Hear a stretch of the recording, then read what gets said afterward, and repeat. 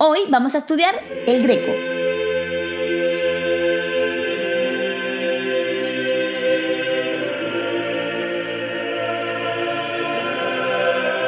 Bienvenida y bienvenido un día más al canal de Arte para Selectividad. Y que esta pandemia no te dé astenia. Vamos que nos vamos con el Greco. Hoy me gustaría hablaros de una figura muy importante que vivió durante el Renacimiento en España. Aunque nació en Creta, fue uno de los pintores más importantes del siglo XVI en España. Es un pintor extravagante, un pintor místico. Aunque cronológicamente pertenece al Renacimiento, sus características, ya lo veremos, no se corresponden con un pintor renacentista. Bueno, más bien manierista. Es un adelantado a su tiempo, un visionario. Desde luego, era profundamente religioso y muchos dicen que es capaz de hacer visible lo invisible. Estuvo mucho tiempo denostado por la crítica, fue recuperado en el siglo XX por las vanguardias, especialmente por el expresionismo alemán. Este buen señor se llamaba Domenicus Theotokopoulos, así, se llamaba así. Claramente en España prefirieron llamarlo el Greco. Nació en Creta en 1541, en la capital de Creta, que se llamaba antes Candía, hoy día se llama Heracleón. En esta época Creta pertenecía a la Serenísima República de Venecia. En Creta había muchísima tradición por el icono bizantino y él va a empezar a pintar siguiendo estas tradiciones. Se conoce poco de la época de Creta, ni sabemos dónde se formó, ni con quién, ni si estaba casado, ni no estaba casado. Da igual si estaba casado, ¿no? Este tipo de pintura partía de la tradición ortodoxa griega medieval. Tenía una serie de modelos muy rígidos, los fondos dorados. Aquí podemos ver un ejemplo. Esta se considera una de sus primeras pinturas. Otra, por ejemplo, de la época, la Dormición de la Virgen. Y en esta pues, podemos ver un poquito de influencia de la pintura renacentista, de la pintura veneciana. Creta estaba ligada a Venecia y la influencia veneciana llegaban a la isla. Se va a Venecia con 26 años a seguir aprendiendo. Parece que la isla se le queda pequeña. En Venecia va a aprender con los grandes. Tiziano, el Veronés, Tintoretto. Allí, el Greco va a aprender a pintar al óleo. Y sobre todo va a aprender colores venecianos, el uso de las veladuras, de las pinceladas sueltas. Una de sus obras del comienzo de la época veneciana es esta que estamos viendo, el Tríptico de Módena. Aquí mezcla las influencias bizantinas con las influencias venecianas. El tríptico está compuesto por 3 paneles unidos por los goznes, que se conservan los originales y que está pintado por delante y por detrás. Con el tríptico abierto podemos ver la tabla central rodeada por un marco dorado, podemos ver en el centro la alegoría del caballero cristiano, aparece Jesús coronando a un soldado y rodeado de 3 virtudes, la fe, la esperanza y la caridad. Abajo aparece el juicio final, al lado unos ángeles con símbolos de la pasión. A la derecha aparece el bautismo de Cristo y a la izquierda la adoración de los pastores. Vemos una clara influencia de Tiziano en esta obra. Los ángeles aparecen encima con ese rompimiento de gloria tan típico de la pintura del Greco. Por detrás vamos a encontrarnos en el panel central una vista del monte Sinaí, una iconografía que no estamos muy acostumbrados en el mundo occidental, pero que en la zona griega y en la iglesia ortodoxa era bastante común. Y a la derecha nos encontramos al Padre Eterno con Adán y Eva y la Anunciación en el otro lado. Otra de sus obras más conocidas de este periodo es La curación del ciego. La influencia de los venecianos en este cuadro es brutal. Tratamiento del color tan naturalista propiamente de Tiziano. La influencia de Tintoretto la encontramos en la composición, en las figuras enérgicas y en la utilización del espacio. Se va a marchar a Roma porque en Venecia no va a haber sitio para él. Los pintores venecianos eran muy arrogantes, estaban muy consolidados, tenían grandes talleres y el pobre Greco allí no encontraba su sitio. Así que se va a Roma, pasando antes por Florencia y por otras ciudades, donde va a seguir aprendiendo de los grandes. En 1570 llega a Roma. Se establece en la casa del cardenal Alejandro Farnesio. En la casa del cardenal va a acentuar su vertiente intelectual. Conocerá a grandes intelectuales de la época y a culturetas del siglo XVI. Es especialmente interesante la amistad que va a comenzar con Luis de Castilla, que es el hijo del deán de la Catedral de Toledo y el que le dirá luego: vete a Toledo, que allí mi padre te acoge y demás. Y también va a conocer a Benito Arias Montano, un místico fascinado por la alquimia que le habló del Escorial y era el bibliotecario de Felipe II. Estos 2 contactos van a ser muy importantes pues, para luego poder irse a Toledo o intentar ser pintor de corte de Felipe II. Aunque Miguel Ángel y Rafael habían ya fallecido, la influencia de estos 2 grandes todavía seguía vigente. Estábamos en plena época del manierismo. A los 2 años de su estancia en Roma, el cardenal Alejandro Farnesio lo despidió. Y él se va a afiliar al gremio de los pintores de San Lucas, demostrando un poco su intención de quedarse en Roma. Las obras más famosas de este periodo son El soplón, es un muchacho con una vela encendida, es una manera de estudiar la luz. Aquí se puede observar grandes dotes de retratista y cómo incide la luz de manera distinta en el rostro, en la camisa, en las manos.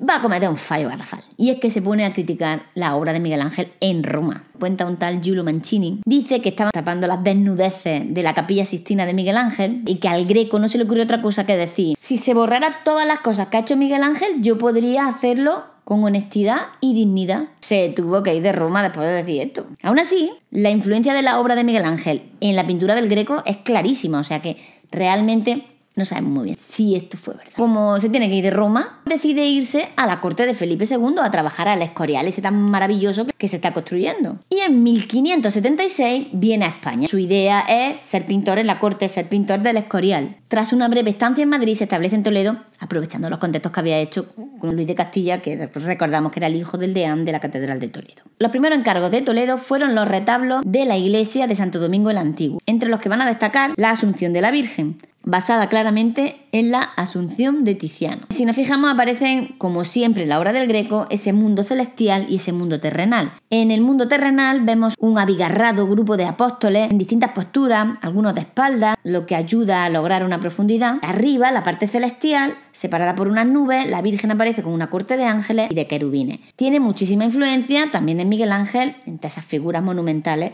aunque es muy genuino ya la gestualidad de las manos. Es muy interesante la aparición de la media luna sobre la que está María. Eso viene de la defensa contrarreformista de la Virgen y la divinidad de la Virgen. Otra de las pinturas de este retablo de Santo Domingo el Antiguo es la Trinidad. Claramente está inspirada en la piedad florentina de Miguel Ángel. El modelado de los cuerpos Miguel Angelesco a tope, y también tiene su influencia de la pintura veneciana. Tiene un estilo manierista muy marcado, figuras muy expresivas, muy dinámicas, compuestas en zigzag. Fijaros los colores ácidos, mórbidos, con un alto contraste de la luz y de la sombra, que dotan a la obra de un aire místico súper potente. Vamos viendo aquí ya la obra de madurez del Greco. Esta obra le van a dar muchísimo prestigio. El Greco se va a convertir en una persona famosísima en Toledo. También es de esta época el expolio para la sacristía de la Catedral de Toledo. Este es uno de los cuadros más poéticos del autor. Podemos ver sus distintas influencias. De Creta podemos ver la disposición en friso de los personajes. De la pintura veneciana, el colorido, la luz, las pinceladas sueltas. Y de Roma, los escorzos y los estudios anatómicos tan potentes. Representa el momento en el que Jesús es despojado de su ropa. Abajo a la izquierda aparecen las tres Marías: María, María Magdalena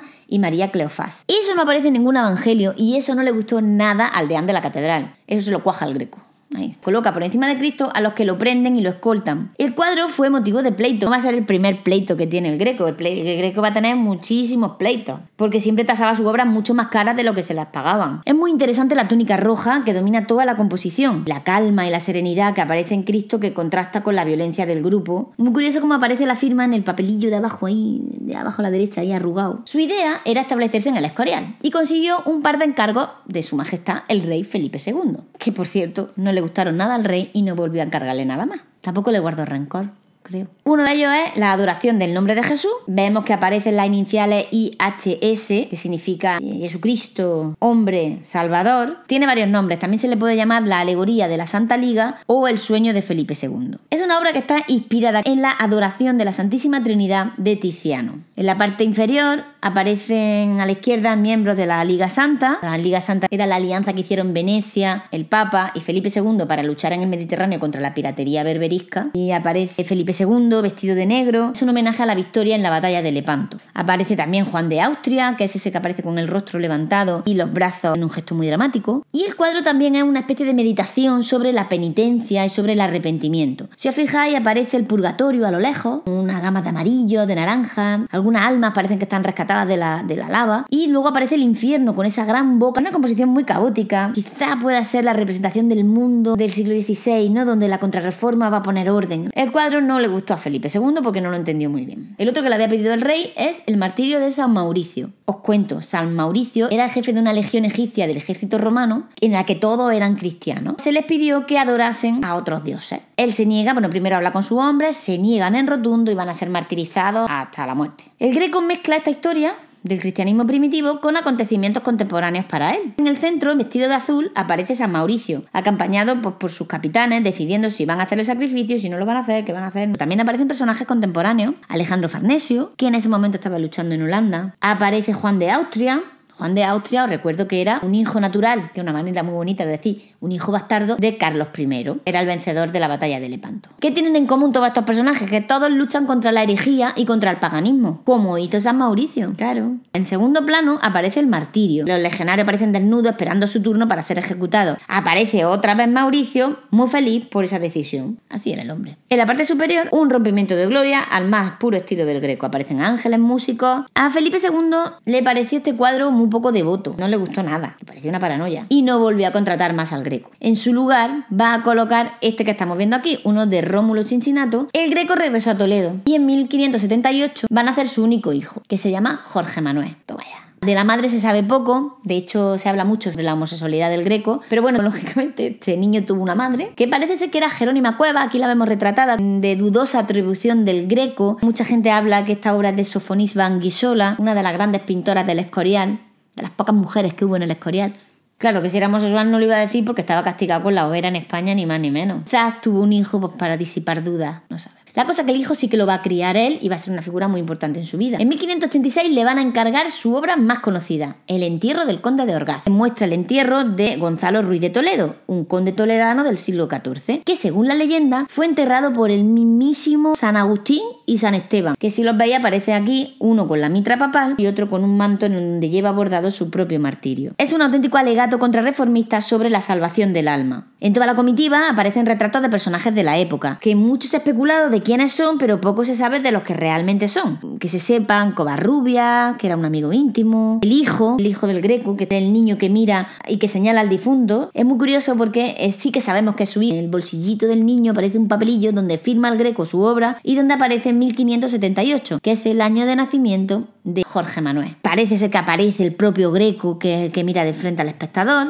Representa las dos dimensiones de la existencia humana. Arriba la vida eterna y abajo la muerte. Entre el cielo y la tierra aparece el alma inmortal del señor de Orgaz. Si os fijáis que es como una especie de feto que es llevado al cielo por un ángel. Ese fetillo volverá a nacer en la vida eterna. La parte superior, ese rompimiento de gloria, aparece Jesucristo glorioso, vestido de blanco, mandando a Pedro que abra las puertas del cielo. Lo vemos aquí con las llaves. La Virgen acoge maternalmente el alma del señor de Orgaz. Es increíble el alargamiento, los colores tan fríos, esos seres celestiales tan místicos, cómo usa la luz y las sombras para crear profundidad, para marcar los distintos planos, porque no hay ninguna alusión a la profundidad, no hay suelo, no hay fondo. Los bienaventurados aparecen a la derecha, Pablo de Violeta, Santo Tomás, hasta aparece Felipe II. Debajo de San Pedro aparecen a la izquierda Noé con un arca, Moisés con las tablas y David con un arpa. Este cuadro fue motivo de otro peleito porque no le pagaron. Además fue curioso porque lo tasó en 1.200 ducados. El que le había encargado la obra le dijo que de eso nada, que quería una segunda tasación y lo tasaron en 1.600 ducados. Y entonces el que había encargado la obra dijo, venga, vale, te pago 1.200. Y el Greco se lió otra vez de pleitos. Está situado en su emplazamiento original, que es la iglesia de Santo Tomé en Toledo, y se puede ver perfectamente. Al comienzo del siglo XVI va a ser un personaje súper famoso en Toledo y va a tener muchísimos encargos. Había muchísimas personas importantes en Toledo, especialmente personas religiosas, puesto que Toledo era la archidiócesis de la iglesia española y era el lugar desde donde se impulsaba la contrarreforma. De todos los encargos que se le hacen, pues destacan, por ejemplo, todos estos santos. Vemos San Francisco, San Esteban, San Jerónimo. Los santos penitentes son lo último, es lo más. La penitencia es uno de los temas favoritos de la contrarreforma. También vamos a encontrar muchos temas contrarreformistas como el tema de la Virgen. Vamos a ver la glorificación de la Virgen, distintas anunciaciones, asunciones, la Sagrada Familia. También muchos retratos, como por ejemplo el de Jorge Manuel, o el más famoso, que es el retrato del caballero de la mano en el pecho. Quizás sea uno de los retratos españoles más famosos del mundo. No se sabe muy bien quién es el retratado. No se sabe si es un autorretrato, si se trata de Cervantes. No se sabe. Lo que sí se sabe, ¿vale?, es que aparece como haciendo una especie de juramento. Es la clásica imagen del hombre honorable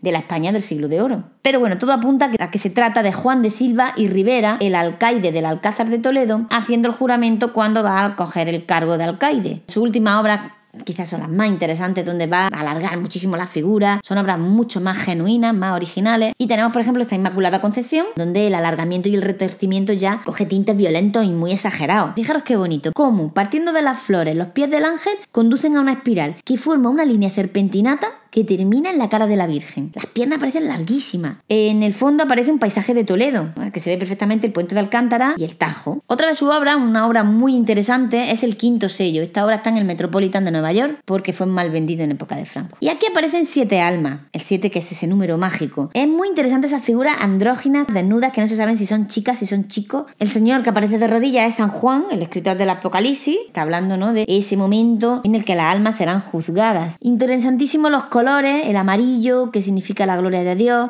el rojo, que se utiliza para el martirio, para el sacrificio, y los verdes, que representa la esperanza y la nueva vida. Otra de sus últimas obras es el Laoconte. Muy interesante, aparece al fondo un cielo nublado con la ciudad de Toledo y un caballo que va avanzando, que es el caballo de Troya del episodio del Laoconte. Os recuerdo que el Laoconte fue el sacerdote que dijo: ese caballo no es un buen regalo, no lo aceptéis, que no mola. Lo castigaron por bocaza.